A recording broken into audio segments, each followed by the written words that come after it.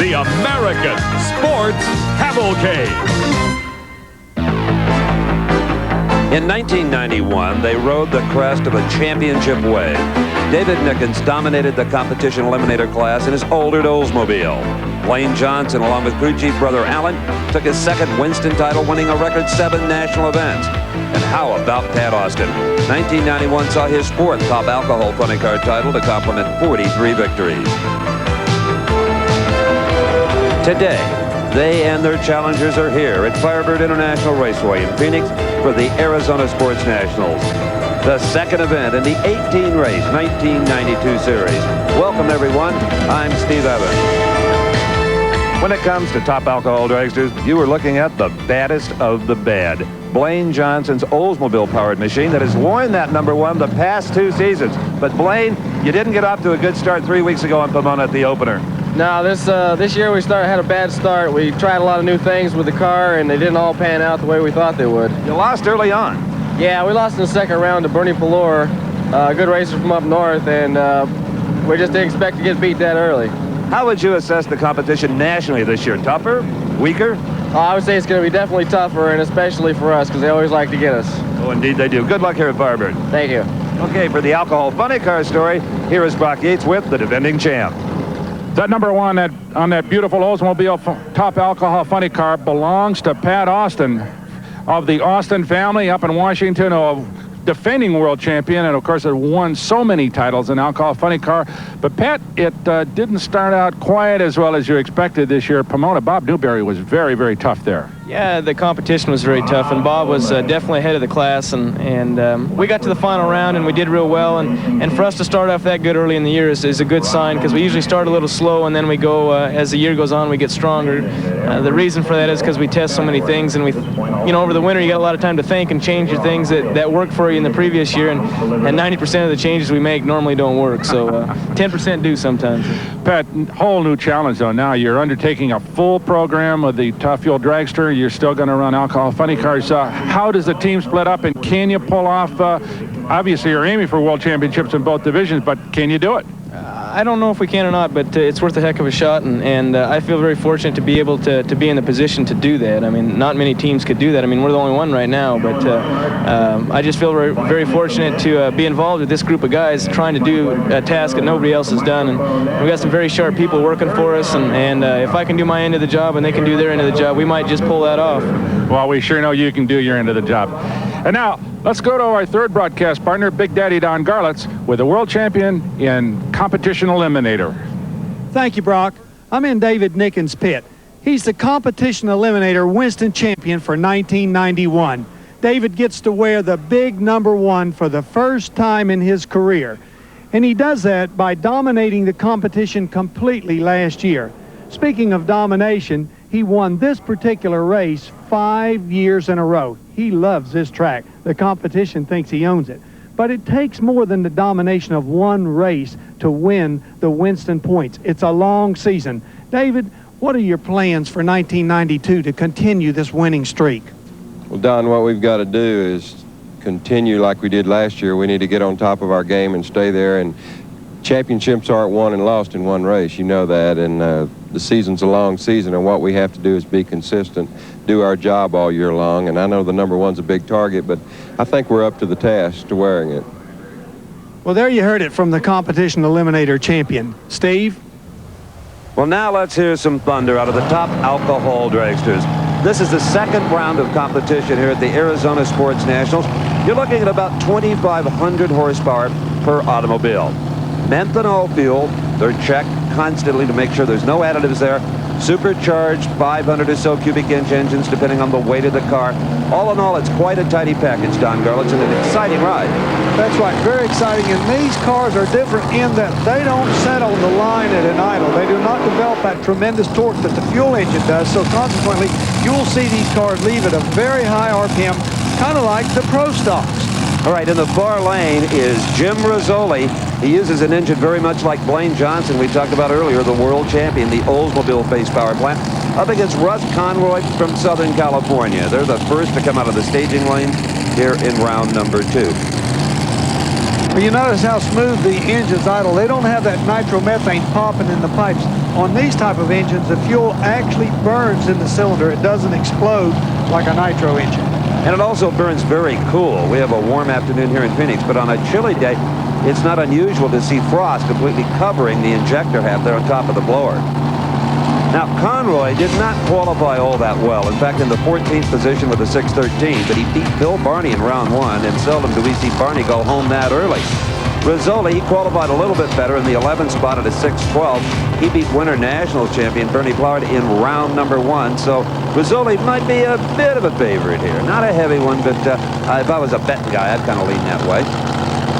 These cars very similar in external appearance, at least, to the top fuel cars, except that in most cases the wheelbase is a little bit shorter and they may be a little heavier, Big Daddy, because the weights vary based on displacement. Yes, they have to have a certain amount of weight for every cubic inch. Now, the way the rules are written, these cars are very evenly matched, and most races are determined by starting line reaction time. So the driver's got to be exceptionally sharp. Russ Conroy in the near lane with the big Brad Anderson Hemi with the Oldsmobile style engine is Jim Rizzoli in the far lane. A red light for Rizzoli. There went my bet had I made one. Rizzoli is out of here. Automatic disqualification for leaving the starting line too soon. He'd have probably lost anyway. Conroy, a 6:09 at 222 miles an hour to Rizzoli's wasted 6:11, 225 miles per hour. So Rizzoli's day ends real early, and watch the red light. And there it is. Fraction of a second too early for Rizzoli, and he drives that thing right into the trailer. This is the top alcohol funny car of Bucky Austin. He is the uncle of Pat Austin, the Austin family from up in Seattle. He is going to go against John Hyland in top alcohol funny car round two. Right now, let's go to Brock Yates at the far end to talk to our very first winner of the day, Russ Conroy. Okay, Russ. 6:09, he red lit, but hey, you'll take it anywhere you can get it. Oh yeah, 6:09 is what we ran. That's stepping up. See, we only qualified with 13, 14 in the first round, but my brother Doc, you know, he decided we had to step on it. You know, we got to do something now because it's going to get tougher from now on. Oh yeah, 6:09 probably can't do it. No, 6:09 is not going to do it. It's going to take a 6 flat. Okay, go get him, Brock. Thanks, Brock. Well, if you're home with your wife or your girlfriend or your daughter or your mom and they're reading a magazine instead of watching the tube with you, tell them to put it down, because here is 23-year-old Tiffany Hyland taking on Roger Prim, the defending champion of this event. Roger Prim, very experienced. Tiffany Hyland just getting started, but already off to some impressive performances here. Absolutely. Her father, John, is a racer. They're out of Springfield, Oregon. She's only in her second year in the alcohol category, a former high school and ET racer, so she's had plenty of trips off the starting line, and that is Tiffany in the Val Williams car. You're looking right at the injector and the supercharger. Roger Prim. Roger is 33. He's a casino operator based out of Reno, Nevada. They have some action also in Las Vegas I've been unfortunate enough to run into. Roger's a great guy, though, and he loves the drag race. At least my money is going to a good place, right? NHRA competition. So there's the bearded face of Roger Prim. He's the heavy, I guess you could say, up against pretty Tiffany Hyland, the Oregon schoolgirl racer in her first ever national event competition. Now, Roger Prim has the lane choice. He qualified 13th, beat Tom Pissinger in round number one. Tiffany Hyland beat Mark Niver, a tough racer out of Phoenix, in round number one, and she qualified actually a little quicker than Prim did at a 6:12. Staging these alcohol cars always a little more leisurely proposition because they take plenty of time to build heat into these motors. There's a good launch, but Prim red lights. Roger Prim has wasted a 6:08 to the delight of Tiffany's crew. Hyland at 6:14, 224 miles an hour. Roger Prim, instead of going to the final four, will go back to Reno, Nevada. Let's go down to the starting line. Don Garlitz with crew chief Sam Shockley. Well, 6:14, even though he red light, he stood on it. Yeah, she did pretty good when she deep staged a little bit, and we had a new motor combination, and I think we're getting a handle on it. It's been spinning the tires. I think we toned her down a little bit, so I'm pretty happy with that. Great. Thank you. Thank you. In that Tiffany Hyland did deep stage the car over in the far lane. That affected her lapse time a little bit. Had she staged not so deep into the beam and had the full rollout on the front wheels, it would have been quicker than a 6:14. So Tiffany Hyland moves on with a 6:14. We're going to have to step it up a little bit, though, and I think, Tiffany. Oh, definitely. I know Sam will take care of me there. Okay, go get him. Congratulations. Thank you very much. Okay. She moves on with a 6:14.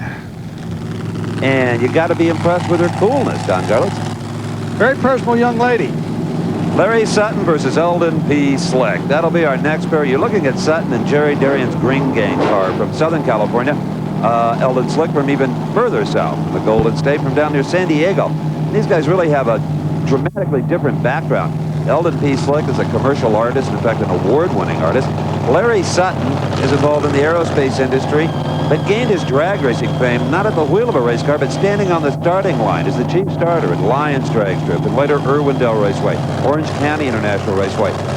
Now, Eldon Slick qualified number 9, and he defeated that famous small block Chevrolet of Rick Santos in round number 1. Larry Sutton, that team has been struggling with engines all weekend, but they outran number 1 qualifier Chess Bushy in his Nitro Dragster in round number 1, the injected car. But here, two good friends meet each other head-to-head in round 2 of Top Alcohol Dragsters, Sutton and Slick.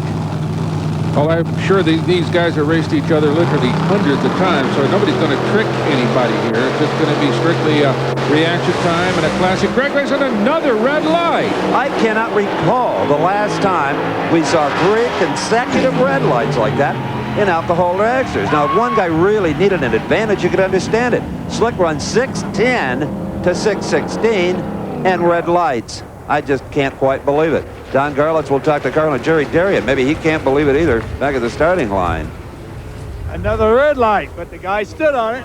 We needed that red light. You know, last year I was here and you stuck that microphone in my face and I didn't know what to say. But this year I went to the Kenny Bernstein and John Forrest School of Interviewing, and I'm trying to remain calm. Larry Sutton's about probably the best alcohol dragster driver out here. You've raced him in Top Fuel, and he does a heck of a good job for us. Kenny Meadows, Plumbing Concepts, helps us with the money and crewing on the car and specialty fasteners, and the thing's working good, very consistent for us, and we hope to step it up and do better. Well, good luck in the Final Four. Thank you very much. Well, that guy, Jerry Darian, when Sutton was starting at all those drag strips, often it was Darian doing the announcing. Now the two have teamed up with a race car and having a good time. I'll tell you what, he's magna cum laude in the Forrest Bernstein interview school. Absolutely. Our next pair will be the world champion Blaine Johnson. He will be up against Bobby Taylor. And let's hope we get, for a change, a good green light drag race. First of all, let's go to Brock. Well, Larry, I know you thought maybe you'd lost it, but Slick had a red light, so you got into it with a 6:16. You're going to have to step it up, though, I think, to move on. 6:16 is about where we've been with 2 motors. I mean, we've changed everything there is to change. That run all the way down the track, I was cussing myself. I thought I was late. And you come up and tell me I won. I mean, thank you, Brock. You are welcome. Well, let's see if we can find a little more. But maybe, who's to know? If you keep going with a 6:16, maybe it'll work, huh? Jerry Darian will find some more. Whatever works. Thank you. Okay, appreciate it. But are those two veterans enjoying their day with their race car? Gosh, it's fun to see. And that's pretty typical of sportsman racing in the NHRA circles. Let's hope these two people enjoy themselves just as much. It will be, as we said, Blaine Johnson up against Taylor. Now, Taylor qualified 10th. Johnson qualified in the number 2 position. Johnson beat Dennis Allen round number 1, while Taylor was disposing of Brad Anderson's daughter, Shelley, new in the alcohol dragster ranks. There you see Blaine from Santa Maria, California, Central California. Bobby Taylor, Huntington Beach, California, where they do more surfing than just about anything else. U.S. Surfing Championships held there every year. This is pretty much a Southern California specialty, isn't it, Steve? I mean, there are lots of really excellent top alcohol dragsters come out of Southern California. Which is amazing considering there are no drag strips left in Southern California. This is about as close here in Las Vegas as they can race. Blaine Johnson, who's on the national tour, though, he pretty much makes a living doing this and manufacturing cylinder heads. On the far side, as we told you, Bobby Taylor, Huntington Beach.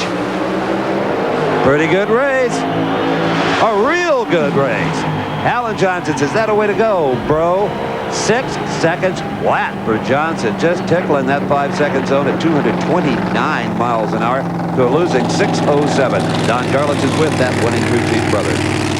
Alan, that's one of the prettiest runs in the second round I've seen. Yeah, that was it was a real smooth run. We're really happy with that lane over there, and it looks like the motor's making good power. So if we can keep it up, we got a good chance at this one. Great. Thanks. Well, that was so good in that both lights were green. Let's have one more look at it. The starting line advantage went to the car in the near lane, Big Daddy, but only by 200. Well, Blaine Johnson took a nice starting line advantage over Bobby Taylor, and then put that together with a better ET of 6 flat to a 607 and then a higher top speed of 229 to 224. That's a winning combination in anybody's book, be alcohol, fuel, or whatever. Blaine Johnson, a clean car length victory. And that sets up our pairings for the final four. It will be the champ Blaine Johnson up against Russ Conroy. Johnson will have the lane choice over the world with a 6-second lap. The other half will find Larry Sutton, old friend, up against Tiffany Highland. Tiffany will have the lane choice over Larry.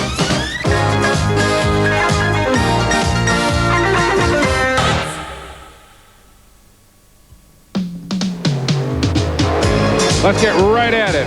Burnout's going underway here for more round 2 action in top alcohol funny car at the Arizona Sports Nationals. That is Wayne Stokel versus Lou Gasparelli. A couple of veterans here, Steve. Especially Gasparelli in this category. Lou has been, I think, in alcohol funny cars as long as the category has existed. He's hit the wall, he's spun them out, he's tipped them over, he's blown the bodies off, and he just keeps coming back for more. He's also won his fair share of competition. Good racer. Two very evenly matched cars, Steve. Gasparelli comes into the second round with a 613 to Stokel's 615. It doesn't get much better than that. No, it certainly doesn't. And two absolutely beautiful cars. The boogeyman machine over in the far lane of Wayne Stokel. Those cars have always been called that. Wayne Stokel from Madera, California, up in the edge of the wine country in the Golden State, up against Lou Gasparelli, West Covina, California. Longtime garage operator, a first-rate, a master mechanic. It would have been called years ago when guys still really knew how to work on cars for the public. Now they call them technicians, and all the real mechanics are doing drag racing, just like Gasparelli. Absolutely, as it should be. Either driver in a big hurry to stage here. You can see how strong the wind is. It's even buffeting the Christmas tree electronic starting system. They take their time to stage, wanting to build some nice heat in those billet aluminum heads they have on these cars. That alcohol won't burn properly if the engine isn't up to a nice, warm temperature. In fact, these things burn so cool they don't run any water in the block or the heads. All right, the wind at their back. Stokel and Gasparelli pre-stage. You hear the RPMs come up. They sidestep a clutch just like a street car. The difference is they don't depress it to shift the 3-speed transmissions. Surprise, surprise. We got us another red light. This time it's on Gasparelli, and he, keep him away from sharp objects. He throws away a 618 to Stokel's 629. And I've got to wonder down if maybe the wind pushing at the back of those cars isn't moving them quicker. It's a good possibility. There's something definitely happening. We're seeing an awful lot of red lights out here today. All right, there is Pat Austin's uncle, Buck. Bucky Austin, also from the Pacific Northwest, starting up that engine, and he'll be up against John Highland. And if that name sounds familiar, he is Tiffany's dad. They're participating in both categories today. Well, I'll tell you, that's a lot of work to do.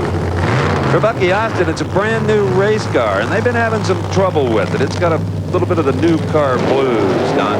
I just wonder how much of the information that's over on Pat Austin's car is shared with Bucky, the two brothers. And what if they share the tuning tips? Well, in past years, they didn't even share Christmas, but I understand the family's gotten a little closer together now. Maybe some of that does go on. Let's go down to the far end to Brock Yates. Wayne at 29, he red lighted, but I would imagine that racetrack's getting a little cranky with that crosswind. Yeah, I looked down here and saw all the dirt blowing around down here, and I was concerned about it, to be honest with you. Yeah, we talked to Pat Austin a little earlier, and he said it was starting to throw some dust, lay some dust down, and of course the visibility was bad for you guys. Right, the car was loose down there too. So I'm sure you can step it up a little bit from a 29 if conditions improve. Yeah, we ran a 15 last run, and we changed a couple things that we shouldn't have, and we'll go back to where we were. Go get him. Thank you very much. Okay, Wayne Stokel, he's a happy guy. Keep the dust out of your eyes down there, boys. All right, here we see Bucky Austin backing up in the burnout tracks, getting ready to go against John Highland. Could be a good race as they're qualified about 0.06 of a second apart, and that's nothing. You can make that up on the starting line the way things are going here today. So Bucky Austin, who operates a string of muffler and brake and radiator shops up in the Northwest, out of Kent, Washington, a beautiful little village and a home of the national event at Seattle International Raceway. He beat Mert Littlefield in round number 1. John Highland, Springfield, Oregon, a contractor. He's been busy watching his daughter Tiffany and disposing of Rick Daly in round 1 of Alcohol Funny Car a bit earlier today. Well, Don Garlitz, the wind can make it a real handful. Some of the guys starting to sound a bit leery about that. That's right. They've been down at the end, and that's where the gusts are the worst, and you're at the high speed then, so it tends to want to blow the car around on the track pretty bad. Well, the grandstands help block it just a little bit. When you come out of the lee of them, that's when it can toss you around a bit. I think everybody will be steering a little bit to the port. Bucky Austin, John Hyland. Woo, and Hyland goes into a wheel stand, brings it down, almost crosses the center line, and shuts it off. Bucky Austin, a 6:08, 230 miles per hour. Let's go to Big Daddy Don Garlitz down in the starting line with the crew chief for Bucky Austin, Mr. Mike Cooper. Very nice run, 6:08 in this win. Thank you, Don. I appreciate it. We've been struggling with a new car, new crew and everything, and I've been struggling with about an 80 cubic inch motor I'm not used to dealing with. I had with a Dragster, but I think it's starting to come around right now. Very good. Yeah, all right, thank you, sir. Thank you. A 6:08, you can bet it's coming around, and we have come around to the pairings for the final four. It will be Pete Duhart up against Bucky Austin. Austin will have the lane choice, but as quick as Duhart's been, anything could happen. The other half finds Pat Austin up against Wayne Stokel, and Austin will have the lane choice there. Pat, that is. Well, right now we're getting ready to go with the third round of Competition Eliminator, Steve Evans. I love Competition Eliminator. It's a whole bunch of really fine race cars from many classes under one umbrella. The thing that makes it work is the NHRA index system. In this category, you'll see a lot of handicap starts. You're not going to see it here, though, between former world champion Bill Meropoulos and his component Bob Haas, because they both represent the same class, and that is B Economy Dragster. We'll show you the numbers on this in just a little bit. Remember, Big Daddy talked to David Nickens, the Winston champ, earlier about winning this race 6 years in a row. Meropoulos took Nickens out in round number 2. He won't be around anymore today. Bob Haas qualified in the 13th position, and he beat Bob Kaiser, one of the real terrorists from the East Coast, in round 2. Haas from Simi Valley, California, the northern end of the San Fernando Valley. And that they both drive B Economy Dragsters. The index for both is a 7.86 seconds. You subtract that, you get 0.00. So there's no handicap. It's a flat-out heads-up race, the kind the guys look forward to. You don't have to worry about being patient or getting a good head start. Getting too big a head start is Bob Haas. He has red-lighted his way out of this. Meropoulos will win it. And that was a case where Haas pretty much had to gamble. Meropoulos was punishing the index, running way further under it than Haas was. So Meropoulos goes to round number 4. Meropoulos with a 7.28, Haas with a 7.35 second, losing elapsed time. All right, our next pair, Brock. Headed by a good one, Steve. David Rampy, a former Competition Eliminator champion, versus Jeff Krug. The neat thing about comp is you see all kinds of cars. A pro stock-like machine there, a classic hot rod roadster on the far side. But first, let's go down to Brock Whitfield, Meropoulos. Well, Bill, I know you had quick time. You're running real strong, and you continue to push on, even though Jeff had himself, or you had a red light against it. Yeah, and then the funny thing about it, it's my team car, so I build the motors for it, and we travel in the same trailer together, so we knew it'd be a good race. But the car's running really good, and you know, it's just a real big round last round against Nickens. I stayed awake most of the night thinking about that one. So you know, it's running good, and if I could just keep driving okay, you never know what'll happen. We're going to keep trying. We sure hope you do. Good job, Bill. Thank you. Hope to see you again. Yes, sir. Bill's a nice guy, an insurance underwriter from Southern California. And look at that beautiful roadster. That is Jeff Krug. Now, Krug qualified number 6. Pretty game effort there. It was a 32-car field to begin with. And he beat Scott Hills in round number 2. Now, in the earlier round, David Rampy, who qualified number 2, he could be one of the ones to beat along with Meropoulos. He defeated Todd Patterson in round 2. Okay, here's the index. 2 different classes of cars, Rampy in an H. Alder and Krug in a C Street Roadster. The difference, Rampy will get 35/100ths of a second start advantage. And that's a little more than a full light on the tree. They blink down in half-second increments. The driver who gets to the finish line first, well, he wins. You can't break out. You run as hard as you want in Competition Eliminator, as opposed to some of the other sportsman classes. Okay, let's watch it. Now, the one advantage for Krug is Rampy could red light first, but he doesn't. Krug red lights. Krug is out of this thing. Rampy is the winner. He may not know it unless he looked at his rear view mirror, because remember, he left first. An 8.93 for Rampy at 127 miles an hour. Krug departs. He red lighted by less than 100th of a second. At 8.79, 162 miles an hour his speed. All right, our next pair in comp, it'll be Jeff Gillette and the B Economy Dragster. You see that car burning out right there up against a far more late model looking machine, and that is Scott Wilcox. Wilcox heating up the tires on that Oldsmobile automobile. Right now, let's go down to the far end and Brock. Onward and upward. Yeah, I'm telling you, you know, we had a close run out at California and, you know, Pomona, and I red lighted against him, and then he turns around and red lights back to me here, so I guess to give it back to me here. Well, you guys squeeze the light so hard, it's almost impossible not to get a red light once in a while. Well, the competition's got so tough now that you got to go for it, you know, and it's just one of them deals. Late's just as bad as red, I guess. Well, onward. That's good. Congratulations. All right, thank you. See you. Well, the full-bodied cars are winning a lot of races these days. A lot of people used to think you had to have a real consistent, stable dragster like the one we see here with Gillette, but no more. Okay, in this pair, it was Gillette who qualified number 4, and in round number 2, the guy from Rodeo, California, not Rodeo, beat John Johnson in a real close race. In round number 2, his opponent, Scott Wilcox, all the way from Fort Lauderdale, Florida. That could be the long distance award. He beat San Diego driver Mark Chaparoni, also in another dragster. So that's how they got where they are. You can see the difference will be 0.65 seconds. That will be dialed into the Christmas tree. Boy, that's a lot, Steve. That's a long time to have to sit there and watch your opponent go down the strip while you're still on the line. Wilcox is away only 1/1700ths off of a perfect light. Gillette only 1800ths off. Reaction times almost identical. Can the dragster catch it? The answer is absolutely not. Wilcox at 792, 171 miles an hour, 5400ths under the index. Gillette at 732, only 4900ths under. One more look. Watch the tremendous difference between the time these two cars leave the line, yet both drivers have almost identical reaction times. What a tribute to their ability to keep cool nerves and set on the line while the competitor drives down the track. Then the index is figured so perfectly that it is almost a dead heat when the cars get to the end. Two different types of cars, a dragster versus a production body sedan. The system does indeed work. Brock Yates? Well, Scott, this class keeps getting tighter and tighter and tougher and tougher. Everybody just squeezing that light as hard as they can. Yeah, that's true. The competition's pretty stiff here. Most of the people worked hard over the winter. The Nickens brothers have given us some better power, and my crew chief Kenny Tom, we found some other things with the car, and it's really going to tighten up here from now on. Now it gets serious, right? Sure does. Okay, congratulations. Thank you much, sir. Okay, they're having fun in Competition Eliminator today on a beautiful afternoon in Phoenix, and we've got two beautiful race cars to continue in this round.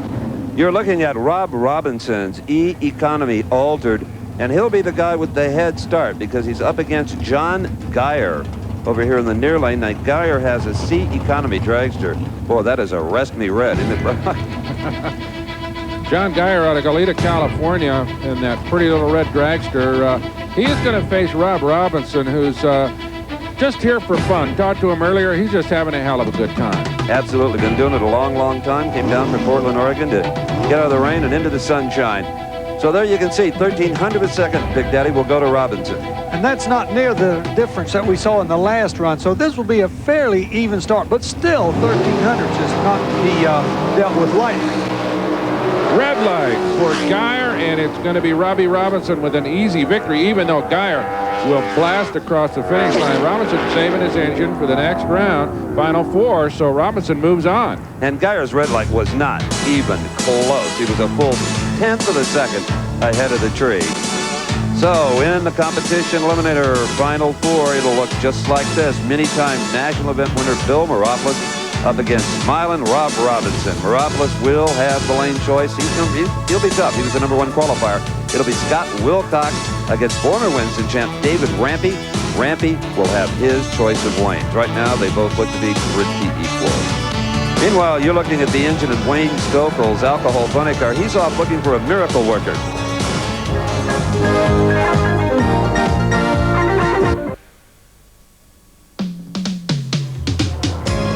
I'm Brock Hayes along with Steve Evans, Big Daddy Don Garlitz, more Arizona Sports Nationals action as David Rampy's crew gets ready, his car ready to go against Scott Wilcox in Competition Eliminator Final 4 coming up later. But right now, it's top alcohol dragster competition on the line, and young Tiffany Highland will go against Larry Sutton. And Big Daddy Don Garlitz, Tiffany, 23-year-old young lady, just getting started in this deal, has lane choice.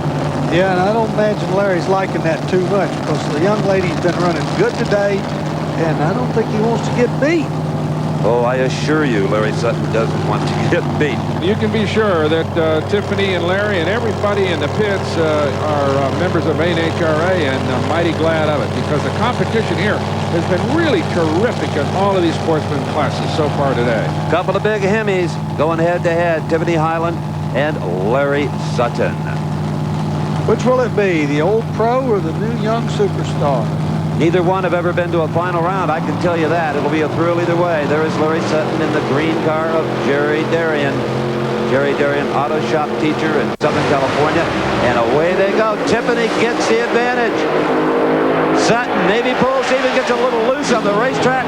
And Sutton got a bit too loose. Couldn't hang on to the race car. Tiffany Highland wins it at 6:16. Larry's very close, 6:17. But her hole shot made it look a little worse than it was. Don Garlitz is at the start. Well, a 6:16 to 6:17, very close racing. Yeah, it was. Both tires seemed to spin the tires a little bit, but I'm happy. And the mile an hour up a little bit, so we're doing better. It's definitely spinning the tires in the middle. You're in the final, that's what counts. That's right, and she's real happy. It's the first time, she never got past the first round, so she's doing really well. I'm real happy for her. Beautiful. All right, let's have another look here. You'll see Tiffany obviously off the mark first, but Don, it looked to me like maybe Sutton pulled even until he lost some traction. That's a very good possibility. His engine makes good power in the middle of the course. I noticed also as they got down course, that wind was kicking up pretty good. It was moving around a little bit. And there you see Sutton got over out of the groove just a little bit. That could have possibly cost him the race. Here he comes back, but it's too late. Tiffany has already moved into a very substantial lead. Good alcohol dragster racing. Well, Tiffany, a 6:16 to a 6:17. Great reaction time, and you're headed for your first ever finals. What do you feel? Oh, I'm thrilled. I'm so excited. I'm really thankful for our new sponsor, Team Valvoline, and for my new crew chief, Sam Shockley. Made a great pass. Looked great. It looked like he had you a little bit at half track, and then he just put on the power and moved right by him. I was trying to. Great job. Congratulations. Thank you very much. Okay, and our congrats to Tiffany. We'll be seeing her a little later on. The big question right now is who will her opponent be in that final round? Will it be Blaine Johnson or Russ Conroy? I'm sure if she had her choice, she'd say, give me Conroy. He hasn't won 2 straight Winston championships. You bet. Johnson's been running 6 flats, whereas Conroy's only run 6:09, and I'll tell you that's a lot of difference in alcohol drag racing. Yeah, that's quite a few car lengths difference, as a matter of fact. Meanwhile, a little celebration going down at the far end. Not only is Tiffany going to the final round, but her fiancé just proposed and she accepted. Wow, well, congratulations all around. Everybody having a good time here at the Sports Nationals in Arizona as here comes Russ Conroy with that big long wheelbase alcohol dragster, but he has his hands full against Mr. Johnson. Absolutely. That Oldsmobile powered engine developed really by the Johnson brothers has been the scourge of alcohol dragster racing. We have, ladies and gentlemen, what a surprise, yet another red light. Conroy just had to gamble. You'd have done the same thing in his position. Johnson, a 6:04 at 228 miles an hour. Let's go to Don Garlitz down on the starting line to find out who his brother Alan feels about going into the finals up against Tiffany Highland. Well, Alan, a 6:04, that's a really good one, getting better every run. Yeah, that's a pretty good run. The track seems to be getting falling away a little bit, but we got a lot of Oldsmobile power there, and it's overcoming it. I think we're going to be all right. It looked like it'll be strong in the final. Yeah, I think if we just keep it together, I think we'll have it. Thank you. Ooh, don't get overconfident, Alan. All right, here are the pairings for the alcohol dragster final. Blaine Johnson up against Tiffany Highland, who has lane choice. Well, of course, Johnson does with that 6:04. Let's pick up alcohol funny cars. The final 4, Pat Austin, the legend in the category, against Wayne Stokel, who would like to tarnish his image a bit if he can. little panic on the part of Walt Austin. He appeared to get it underway. We see the crew scurrying around the Wayne Stokel car, making sure nothing is leaking out of that car, Don. Well, a 616 for Pat Austin and a 629 for Wayne Stokel. You just almost have to give the nod to Pat Austin. But we've seen some of the faster cars leave too soon here today, so I guess he's got some kind of a chance, but I guess it's slim. Well, normally you'd say, well, his only chance is a hole shot against Pat Austin, who is generally ahead of everybody. Now let's just watch and see how these guys approach it. It's their race. RPM's up. Stokel gets the evil red eye. As so many have, this is truly an inordinate amount of red lights in this kind of racing. A 6:09 for Austin, 6:39 for Stokel. I'll say he had to gamble. 231 miles an hour. For Pat Austin, he goes to yet another final round. A countless number of final rounds in his career with a Castrol car. And you know what? It may be a family affair, because the body being latched down on Bucky Austin's car. Pat's uncle from the same region, Puget Sound area, up against Pete Duhart, whose starting line reactions have been uncanny.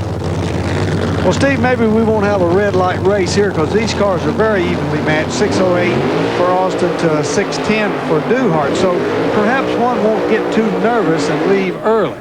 No, absolutely not. And you know, as far as picturesque burnouts these days in NHRA drag racing, I'll give the nod to the alcohol funny cars. They're doing the longest burnouts of cars in just about any category, and I personally get a kick out of watching them. Right now, let's go down to Brock Yates with Pat Austin. Well, Pat, in 09 in some pretty difficult conditions out here. The racetrack, a lot of wind, and it looks like it's laying a lot of dust on. So you got to be pretty happy with that. Yeah, that's a good run. I mean, it was a little smoother that time. We got it to hook up a little better. I don't know if it's going to be good enough for lane choice, but at least we're in the final, and we just got to go with that. Well, you moved up from a 16 on that last pass, so I would say in pretty adverse conditions, an 09 is pretty good. Maybe we can do it again. Go get him. So, all right. Okay, thanks, Pat. Well, you know, as far as Bucky Austin is concerned, Don Garlitz, he ran a 6:08 the round before, but I don't think conditions are as good now as they were then. That's why that run of 609 by Pat Austin just a few minutes ago is very impressive. All right, that is Duhart in the blue and white car and the dark-colored car. That is Bucky Austin. It's Austin away first. No red light, Steve. Nope, Duhart trying to gun him down. Oh, was that close? Bucky Austin. 6:11 to Duhart's quicker, 6.09. In fact, he was quicker even than Pat Austin, but he died by the hole shot this time. Don Garlitz is down with crew chief Mike Cooper at the starting line. A 6:11 to the 6:09. You're very close to the other family, Austin, in this race. Yeah, it ought to be a good final. I know both of them really enjoy running each other. It's quite a battle between them who does the best, and I know Bucky would just do anything to beat his brother Walt. So we're going to give her a good try. Good luck. Thank you. Sibling rivalry? Absolutely. Why not? Bucky Austin in the near lane, and he got a nice little advantage there. Not much, though. Let me tell you, Duhart was late because he wasn't. A 4.2 to a 4.5 light. Both are considered on time. One just more on time than the other. And it's exactly what Austin needed. He had 2 hundredths off the mark. He was 2 hundredths slower. Add them all together, and he won by, get this, 8 thousandths of a second. That was the difference at the finish line. So we now have the pairings for the Alcohol Funny Car Final. Pat Austin against Bucky Austin. Pat Austin has the lane choice, 6:09 to a 6:11.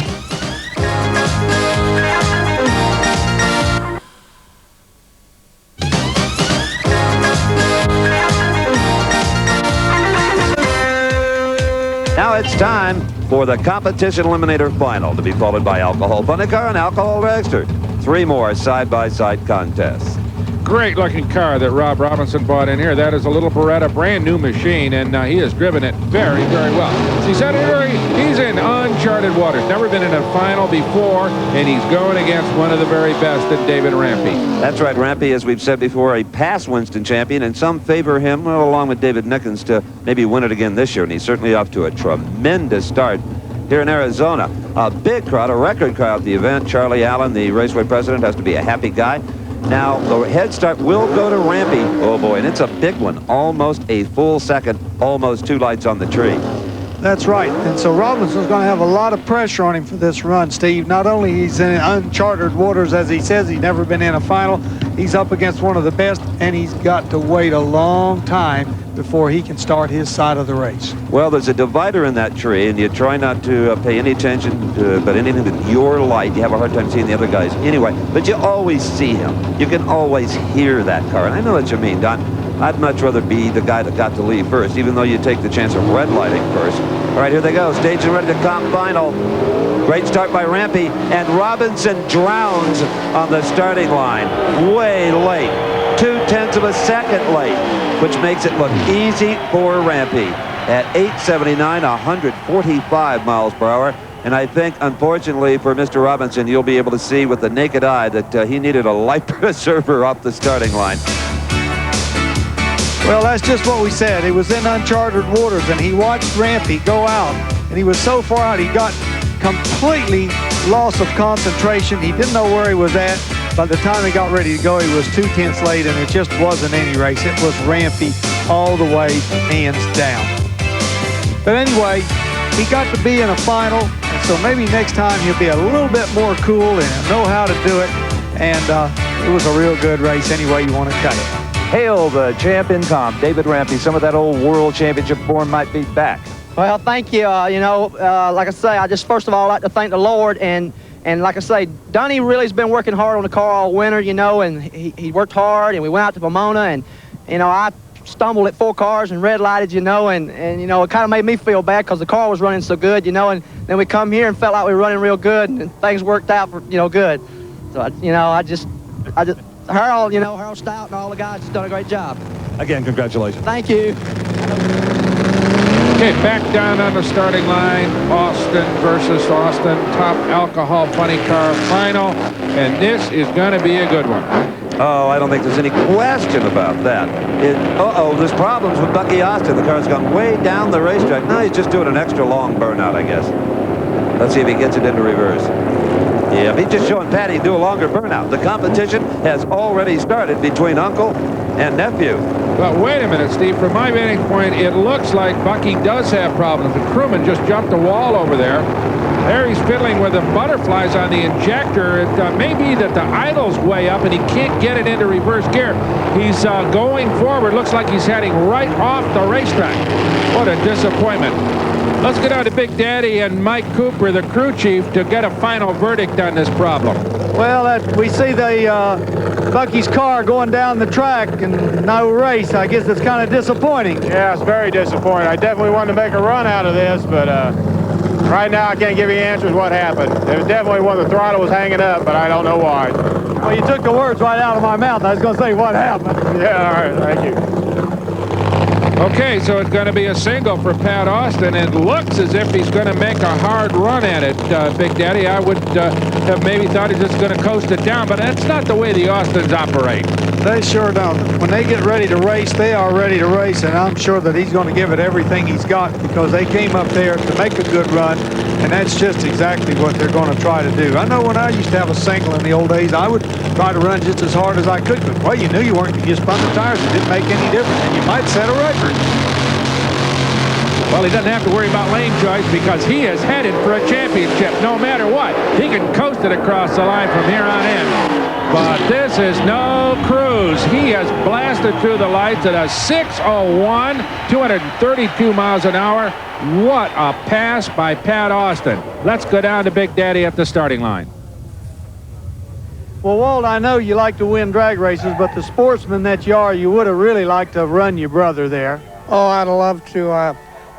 It's no fun beating your brother, I can tell you that, but when we go out to race, we're trying our hardest to win, and Bucky's car's been running great today, and he's been doing an exceptional job of driving, and I really feel for him right now. I really do. I'm happy to win, but I feel for my brother. There's only one more speed contest at hand. And this is really the coming out party for young Tiffany Highland, 23 years of age, her first ever final round. But boy, is she in tough, Don Garlitz. She sure is. And, Johnson with that 6:04 to her 6:16. I don't know. I would say that her crew chief had better have come up with some kind of a trick combination because the Johnsons have been running those low 6s all day long, and they have a 6 flat earlier in the day. So it's going to be interesting. Tiffany, though, I think has shown a lot of, well, a lack of nerves today. Well, she's being well coached, no question about that. I mean, her dad has been around. She's done a lot of racing, but she is up against one of the very best right now. As there you see Blaine Johnson in that race car, getting the engine up to full boost in terms of temperature and supercharger levels, and he is ready to go, no question about that. But the young lady, I got a feeling, is going to give him a good race. Did you see that last little bit of instructions that Alan gave Blaine? Yeah, it was like, give it hell, buddy. Give it everything you've got. Exactly. There's Tiffany. There's the two of them. It's a good car race. Tiffany Highlands right there with a champ. Oh, did she give them a fright. She may have lost it at a 6:06, but Johnson had to run a 6:01 to beat her. 227 miles an hour to 226 miles an hour. Let's go to Don with the winning crew chief. Well, Alan, a very impressive run. 6:01 in the final. It sounds to me like that thing stayed strong all day. Oh, it certainly did. It was a real good day for us. We had the power we needed to get down, and the track stayed good. And, you know, we couldn't ask for anything more. It's a good win for us. Congratulations. Thank you. 6:01 to a 6:06. But you know, there's a certain pressure when you're racing a rookie, especially a young woman like that. You really want to win it bad. You're going to get a lot of heat from your pals. Oh, yeah.